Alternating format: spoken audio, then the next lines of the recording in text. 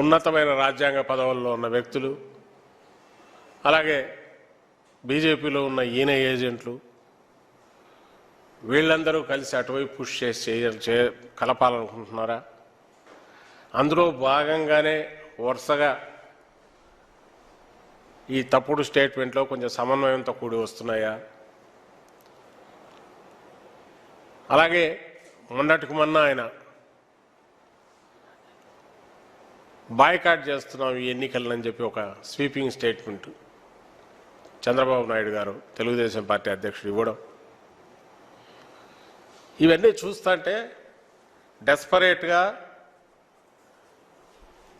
జగన్మోహన్ రెడ్డి గారిని ఎదుర్కోవాలంటే అందరూ కలిసికట్టుగా ఏదో ప్రయత్నం చేయక తప్పదు అనే ఒక డెస్పరేట్ మూవ్లో ఉన్నారని అనిపిస్తుంది.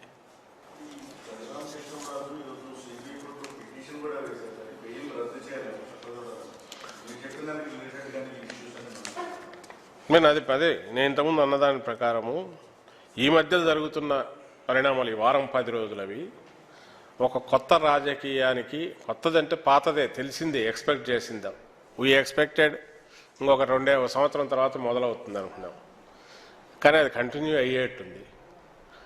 దీంట్లో భాగంగానే అది కూడా ఉందని అనుకుంటున్నాం. ఇప్పుడు ఆయన అడిగింది బెయిల్ రద్దు చేయమని.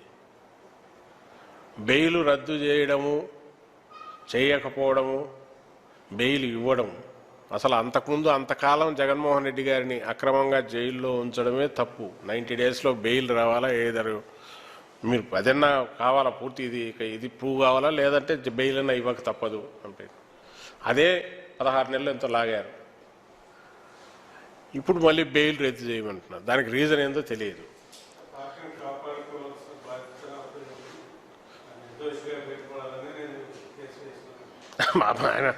ఆయన ఏ ఉద్దేశంతో చేశారో అందరికీ తెలుసు. ఇది ప్రజాస్వామ్యం. ఆయన ఏం ఆశించి చేస్తున్నారో కూడా అందరికీ తెలుసు. కానీ ఇది ప్రజాస్వామ్యం. ఆయనకు వాక్ స్వాతంత్రం ఉంది, భావ ప్రకటన స్వేచ్ఛ ఉంది, కోర్టుకు వెళ్ళేది ఉంది, ఎవరు కాదన్నారు. బట్ ఇష్యూ వచ్చి ఈ కేసులో అసలు ఏమీ లేదు, ఇది కల్పితం, అక్రమం అని మేము అనుకుంటున్నాం. యావత్ రాష్ట్రము, కంబైన్డ్ స్టేట్ కూడా విశ్వసించింది అప్పట్లో, ఉమ్మడి రాష్ట్రం కూడా. ఆంధ్రప్రదేశ్ మన రాష్ట్రం అయితే ఇప్పుడు డంక బజాయించి మరీ చెప్తుంది, గంటాపదంగా చెప్తుంది. ఇంకా కోర్టులో దానికి సంబంధించి తేలడం అనేది ఒక ప్రాసెస్. అక్కడ ఏదన్నా అడగడం అని ఆయనకెంత హక్కు ఉందో, అది అవాస్తవం అని ప్రూవ్ చేసే హక్కు, లేకుంటే తప్పుడు కేసులని ప్రూవ్ చేసే హక్కు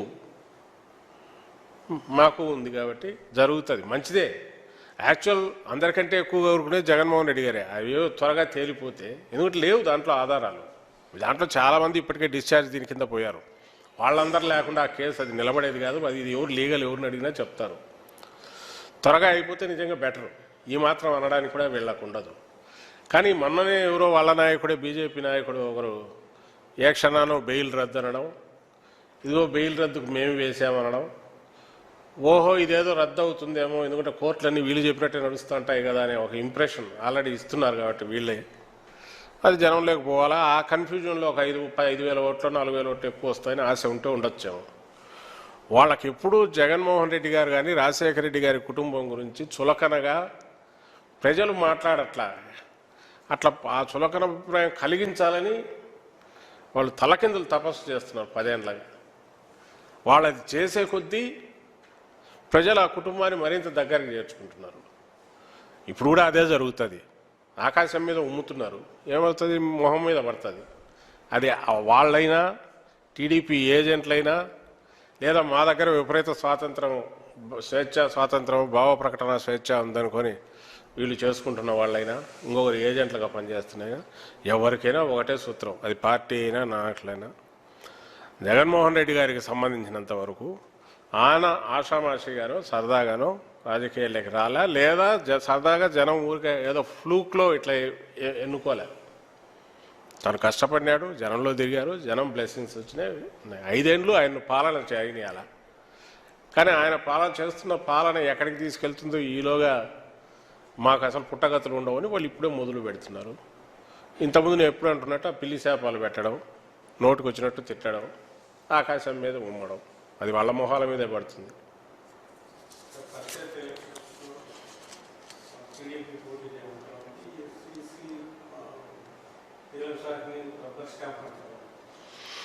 అంతకుముందు ఇది ఎవరు అతను నిమ్మగడ్డ రమేష్, ఆయన అదే దాన్ని ఏమంటారు టీడీపీ ఆఫీస్లో స్టాంపు, టీడీపీ ఆఫీస్లో స్టాంప్ అనేది ఆయన ప్రూవ్ అయింది, ఏమన్నా కాలా లేదు అట్లాంటిది.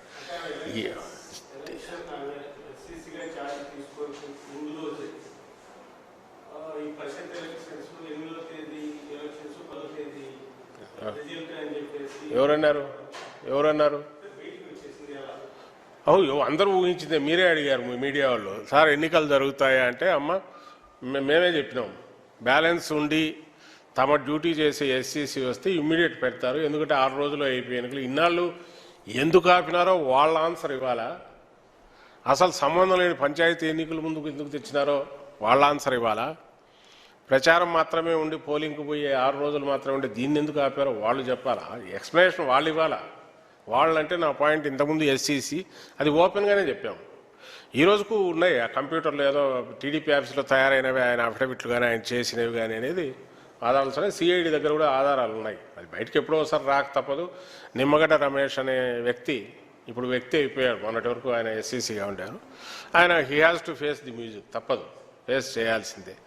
సో తప్పు చేసింది దోషులు వాళ్ళు అంటే ఈయన వెనక ఉన్న టీడీపీ వాళ్ళ ఎక్స్ప్లెనేషన్ ఇవ్వాలి. కొత్తగా వచ్చిన ఎస్సీసీ ఏం చేయాలనో రాజ్యాంగపరంగా తనకు ఉన్న బాధ్యతను కంప్లీట్ చేయడం ఏదైతే ఉందో అది ఇప్పుడున్న ఎస్సీసీ చేస్తున్నారు. సో ఇందులో ఈ క్లారిటీ అయితే మొత్తం అందరికీ పోవాలి, వాళ్ళు రబ్బర్ స్టాంప్ అని వాళ్ళు అనుకున్నా కూడా దిస్ ఇస్ ద ఫ్యాక్ట్. డేట్లు మీడియా వాళ్ళే అనుకున్నారు, మీడియా వల్ల ఏంది అసలు ఇప్పుడు ఆ జ్యోతిలో వీటిలో రాస్తుంటారు 3 రాజధానులు అయిపోయినాయి వెళ్ళిపోతున్నారు, ఎస్సీసీ మారితే ఎన్నికలు ఇమ్మీడియట్ వచ్చేస్తాయి, ఇవన్నీ మీరు రాస్తున్నవే. ఎందుకు రాస్తున్నారు అంటే యు నో వెరీ వెల్, అవతల అంతకుముందు టీడీపీ ఏజెంట్ ఉన్నాడు, అతను ఆపుతూ వచ్చాడు, కొత్త వాళ్ళు వస్తే ట్యాప్ తిప్పితే అయిపోతుంది, పని అయిపోతుంది, ఎలక్షన్లు అయిపోతాయి అనుకున్నారు.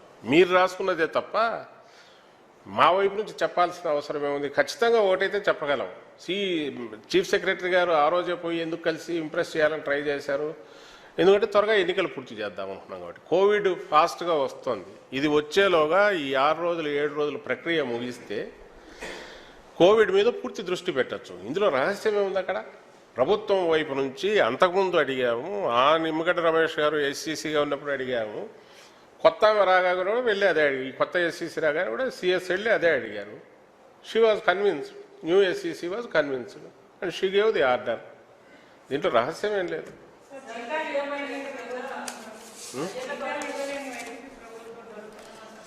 అన్యాయం కదమ్మా, తప్పు. హాలిడేస్ ఉన్న రోజుల్లో వాటికి సంబంధించినంత వరకు హాలిడేస్ అయిపోగానే మొదలైనవి, ఈరోజు సుమారుగా అయిపోయినట్టున్నాయి. అండ్ దీనికి సంబంధించి మళ్ళీ ఎక్స్ప్లెనేషన్ వాళ్ళే ఇవ్వాలి. మేము ఎందుకు 2,60,000 కోట్లు 2,60,000 కోట్లు 2,60,000 కోట్ల అప్పు అని ఎందుకంటామంటే, నువ్వు పెట్టిపోయిన అప్పు ఆ తర్వాత కూడా అభివృద్ధి కానీ సంక్షేమంగా నడవాలి కాబట్టి కంటిన్యూ పెరుగుతున్న అప్పు తప్ప, జగన్మోహన్ రెడ్డి గారు వచ్చి జీరోగా నువ్వు జీరో డెట్ పెట్టే సర్ప్లస్ ఇది పెడితే వచ్చేసి ఈయనేం అప్పు చేయలే.